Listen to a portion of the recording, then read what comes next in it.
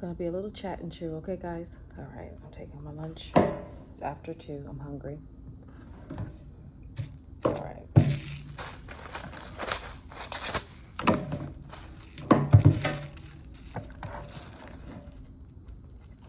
Can't see this food. Look at it. Looks good. All right. So I wanted to talk to you guys about,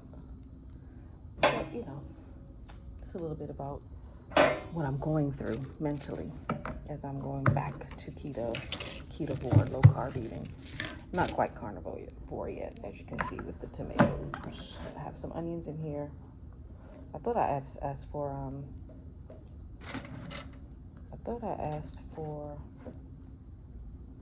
another burger, but oh well. So here we go.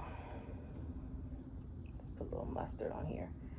But I wanted to talk to you guys what I'm going through mentally and how I'm starting to see things a little more clearer in regards to how I navigate life differently and how I'm starting to see things a little differently. It was after 3, I believe. I don't know quite. I'm not quite sure. And I definitely know it's after 2. I definitely know that. I'm hungry. Here we go.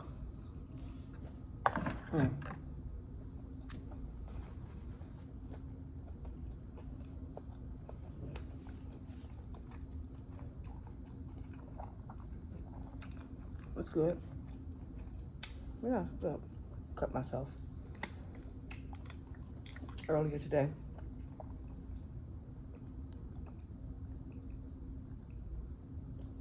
Sorry for the angle. Anywho, oh, you want to see what I'm looking like? So bad.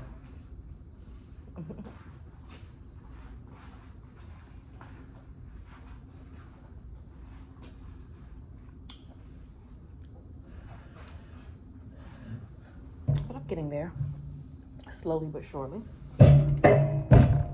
Lost about 10 pounds so far. It's been a couple weeks, so I think I'm doing pretty good.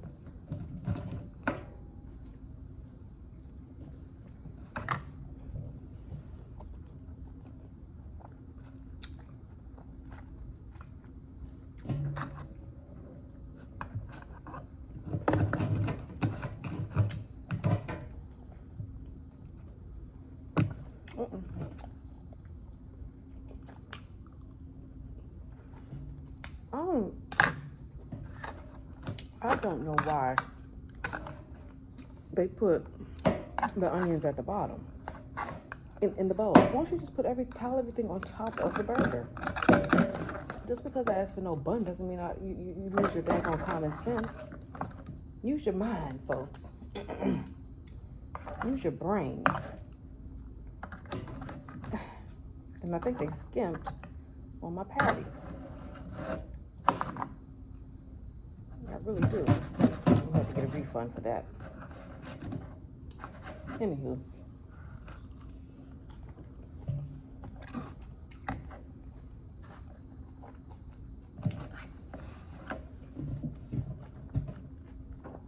I wanted to take a few bites before talking.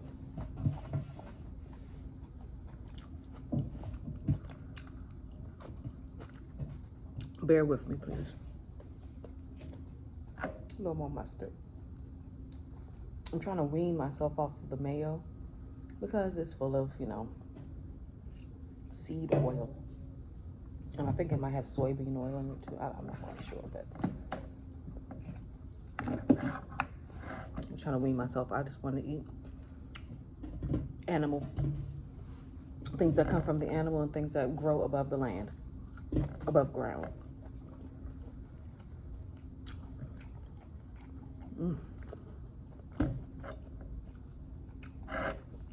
Bacon.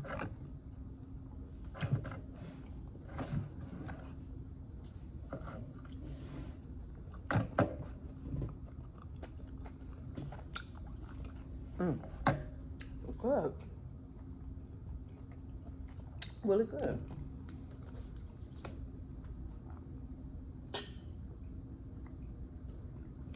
Really, really good. Anyway, so I just want to check in with you guys. You already heard I lost 10 pounds, maybe a little bit over 10 pounds. I'm not quite sure if I want to reveal what I weighed or what I do weigh, because I don't want people comparing themselves to me, because I'm me. You're you. I'm me. So therefore, I might look different than what you might think a person who weighs the way I weigh is supposed to look. And I do not want to have you using me as a measuring stick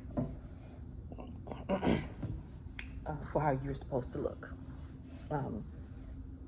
Just know that if you are sensitive to insulin, and if you gain weight all over your body, especially in your arms and in your lower body, like your thighs, and you have cankles, just know that eating ketogenically, meaning, let me be clear, cutting out the carbs that are in the form of grains and starch, cutting that out, along with processed sugars or sugar in general, because the carbs convert to sugar in the body, but that's not, I'm talking about nutritional sugar. You will lose weight, and your insulin, your hormones will, I'm not gonna, in the full disclosure, I am not in the medical field. I'm talking about, this is what I'm saying is based upon my life and what has happened to me in my experience. But generally, you will see a loss in your weight, and you will also see your hormone levels level out. You will see that you will no longer be pre-diabetic if you do this for a while. And there's a possibility, but I do not know, because I had never had diabetes. I had gestational diabetes, which is totally different when you're pregnant. Right, that's what I had, but I'd never had diabetes, type 2 diabetes or type 1. That's a totally different thing as well. But if you have type 2 diabetes, there is a possibility, let me get back on track. There is a possibility that you can reverse that if you cut out the starchy foods, grains, and nutritional sugar, things that has sugar. Grain, that white sugar, brown sugar, all that. Cut all those stuff out that have all the foods, processed foods, all those low calorie foods that are for people that are dieting.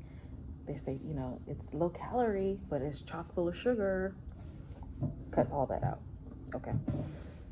And you most likely will see results, okay? So, with that said, it's been a couple of weeks.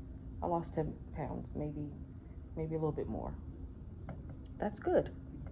I have a little bit more clarity. I have a lot more energy. Able to run up and down steps in my house a lot easier than in the past. Still fat, still got a lot of weight to lose, but I feel better. Mental clarity's better. Still who I am. I'm my mother's child. Our brain is just going a mile a minute, one thing to the next. And I try to focus myself. It's a little bit easier now for me to focus myself. Which I think is a great characteristic or attribute, to be able to think about a lot of things at once. But it's even better if you're able to focus all those thoughts and compartmentalize. But I love my mother. She's one of the smartest people that I know. She has to tell you her story. I'll let her tell you her story herself. But anyways, she's a remarkable woman. I digress. Mental clarity is a little bit better. Focus is a little bit better. My mood has evened out. Yeah. And also, I'm now starting to understand that I have a ton of insecurities about myself and who I am and what I am capable of doing and what I can do and what I can present to the world and give to the world. I still have these insecurities at this age. I am not a spring chicken, I've said it before. And yet I still have all these same insecurities. And I am the queen of self-sabotage. The queen of self-sabotage. I'll make all these excuses. Well, maybe they didn't want this because of that, or maybe I shouldn't do this because of this. Case in point, and this is the reason why I wanted to come here to talk to you guys. There was an opportunity, as you know, I'm also keto opera girl on Instagram. Sometimes I haven't posted in a while, but I'm keto opera girl. Haven't been there for a while, but I'm back. Now, there was an opportunity for me to audition for a small solo role in an upcoming opera that I'm already in as a member of the chorus. I love singing in the chorus. I love the music. I love participating in that way. But, you know, you got there's an opportunity to have a solo, to have your own voice be heard coming out from amongst the crowd. You should go for it, right? Wrong. I didn't do it. I had an excuse. Oh, on the announcement it said they only want this voice type and that voice type. They didn't want my voice type, so I'm not going to audition. Oh, I have something at the job that I have to do.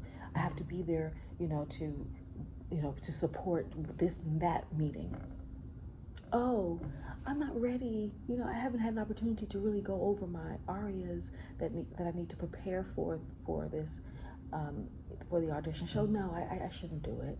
Oh no, I have this to do. Oh no, I have that to do. Oh no, I just don't look right. Oh, I'm too fat. That those are the thoughts. That is what I mean when I say self-sabotage. Why am I spending every other week for an hour or more in lessons? Why am I in my house going over music over and over and over again? Why do I do that? Why am I walking up and down the street trying to memorize lyrics to songs and poetry, and trying to going online and doing all this research on the composers and on the time period, and doing all this research and preparation? Why am I doing it?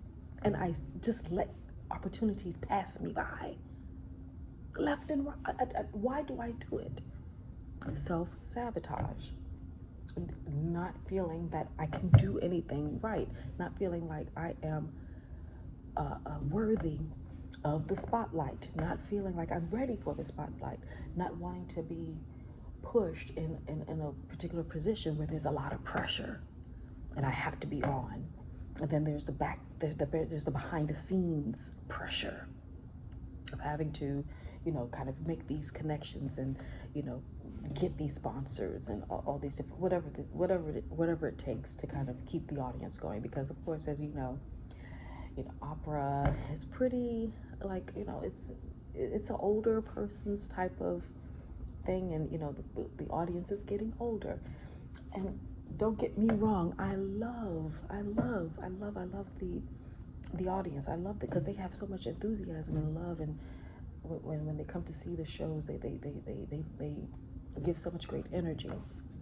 And yes, there are some of the youth, but it's not, the ratio isn't there to keep this art form alive. And when I have an opportunity to audition for a small part in an opera that I'm already in, they already know what I'm capable of. I already had a small part in a previous opera and people loved it.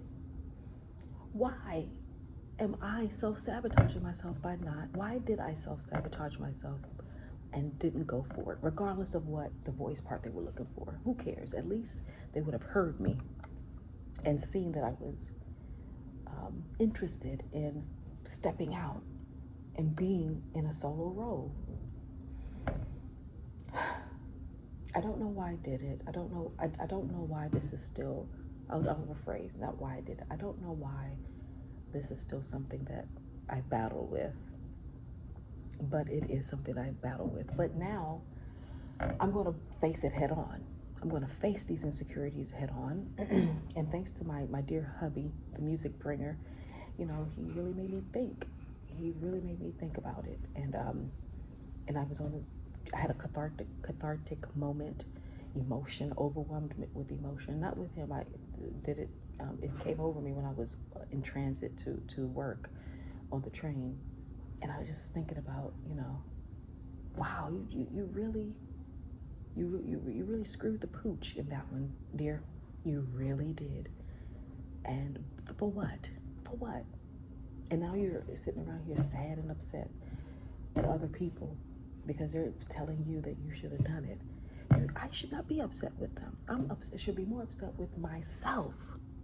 And I'm sorry if you can't hear me because I'm in an open area and I don't want to disturb other people while they're eating their food. But so that's why I'm just trying to talk a little bit, undertone, but turn up the volume. Turn up the volume if you need to hear more.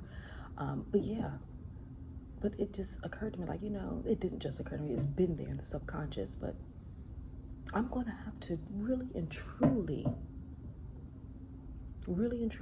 figure out what is it. And it also, this insecurity also presents itself in my singing too.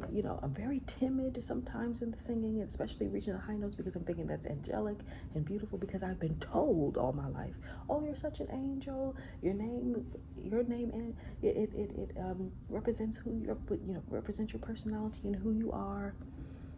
And that may be good and all, but if angels tell a story, angels spread good news, angels come and destroy, angels announce, make a proclamations.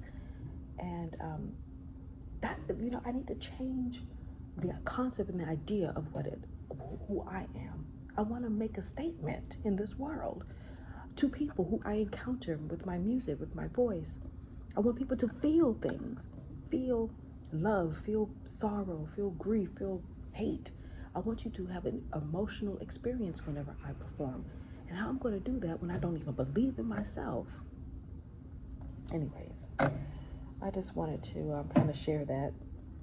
And I don't know if it's the mental clarity that's coming because I'm not so clogged and with the noise of food, always thinking about, oh, what I'm going to eat today, or what I'm going to eat when I wake up. Oh, maybe I should stop at McDonald's and get me a this, or maybe, oh, I need to stop. Always this food noise was just constant in my brain for a time. It's cleared out now. When I'm hungry, I'm like, okay, what can I eat? No, I don't want that. I don't want to go. So, and also I've been doing more meal prep at home, cooking, and that's been very helpful. Anyways, I don't know if it's just cutting out all the processed stuff and clearing my brain of all the unnecessary junk that when I seem to have whenever I'm eating the standard American diet. But I'm taking heed to it. I am taking heed, and I am going to kind of unpack this. This is my moment right now to really unpack what is it that prevents me from pushing myself ahead. And I could also go into another thing. I went to school to get my master's in business. I excelled at it. I was amazing. But yet, I'm afraid to now go forth into a career in the arts. Perhaps I could do that and be an administrator in the arts and really make some impact that way and use the knowledge that I learned in my studies. I learned so much. It was a wonderful experience. I felt so good about myself when I finally walked across the stage with my master's. My grandmother was there cheering me on. My family, they were so happy and proud of me. Why? What is it about me, what's inside, that is preventing me from utilizing the gifts and the knowledge that I have and my intellect, and really having some, I would say, knowing that I am capable, that I can do it. And I want to be I want to set a wonderful example, a good example for my daughter. And how can I do that when I don't even even try to kind of push. I stay settled in what's comfortable. But I want to push other people ahead. But I can't do it for myself. I can't do it for me. Yes. So you guys didn't want all that, but I'm gonna finish my my lunch, my first meal of the day, and just continue to strive to do better, to be a better human, to be better for myself and my daughter, for my family, and really and truly make an impact. That I know there's something there. That once I tap into it and share it, one person will get it, and they will change the world. Anywho, thanks for listening. Thanks for watching. I'm not gonna. I say there's a friend of mine that always says thanks for listening whenever she goes on this long tirade and talk to me. She's like, thanks for listening. So I'm still in that from her. But thanks for watching. I'm gonna finish this up. So that's why I ate. That's why I started to eat before talking, because I knew that I was going to. I wasn't going to eat it once I got going. So here we are. And I'll check you guys. Please check me out in the next video. Okay, I'm not cutting this. This is going straight uploaded. And I'll have some more updates on this hair. Let me tell you, my daughter, she doesn't want me to have a single strand of head on my hair, and I'm going to show you in a short. You'll see in a short, or you probably already saw the short. But yeah, she. You'll see. It's crazy, but I gotta watch her. She's a very adventurous and precocious kid.